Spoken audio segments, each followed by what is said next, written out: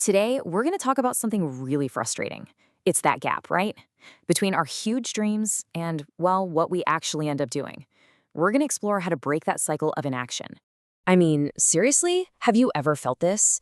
That specific feeling of being completely stuck. You know exactly what you want, but for some reason, you just can't get yourself to move. It almost always starts in your head. You're thinking about these big, ambitious goals. You're picturing a better life for yourself, maybe a totally different career, a new city, or a healthier you. The possibilities just feel endless. And this isn't some vague, fuzzy wish. No way. The picture in your head is crystal clear, like it's in high definition. You can see it, you can almost feel it.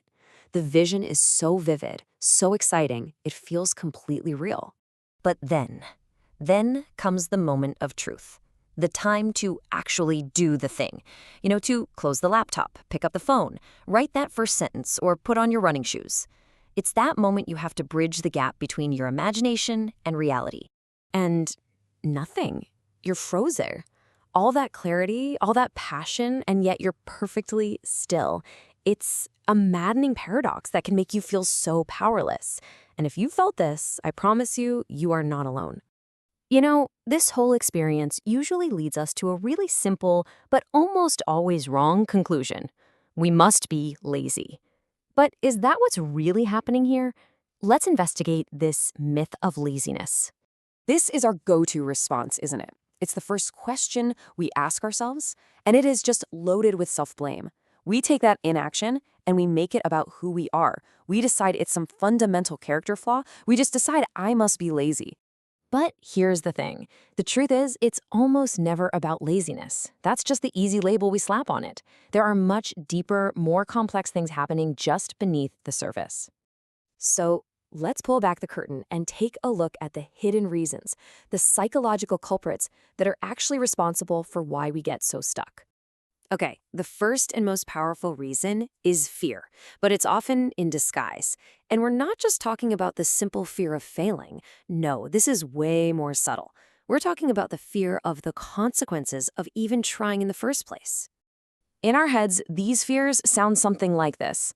What if I pour my heart and soul into this and discover I'm just not good enough? Or what if I fail in front of all my friends and family? Even, what if I actually succeed and my whole life changes? You see, change, even really good change, can be terrifying. Your brain sees these possibilities as genuine threats. I mean, its number one job is to keep you safe. And what's the most efficient way to protect you from potential embarrassment or pain? Easy. Just keep those big, risky ideas locked safely away as daydreams. Inaction literally becomes a defense mechanism. All right, the second hidden reason is this sneaky little psychological pattern I call the dream loop.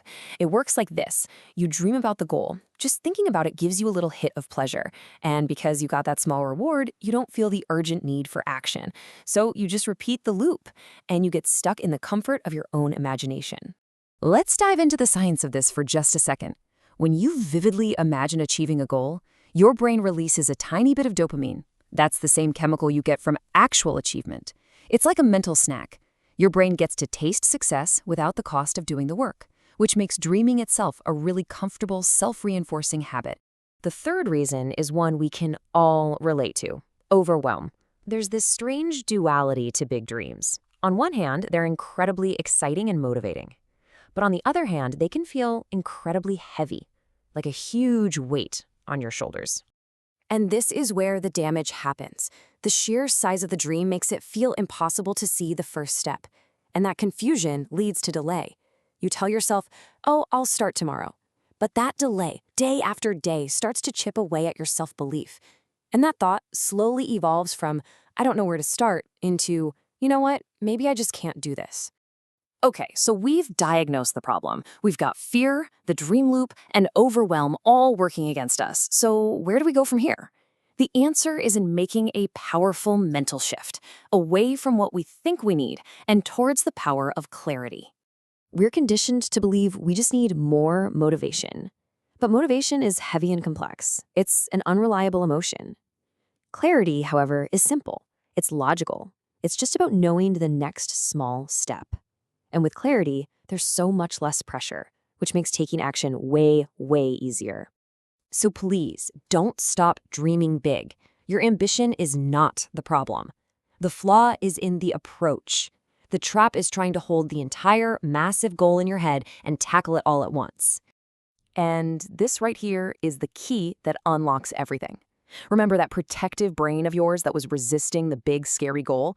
The moment you break it down into one simple, non-threatening step, that resistance just evaporates. Your brain sees a small, manageable task, not a terrifying leap, and it stops fighting you. So let's bring this all together into your path forward. This isn't about some complicated new system you have to learn.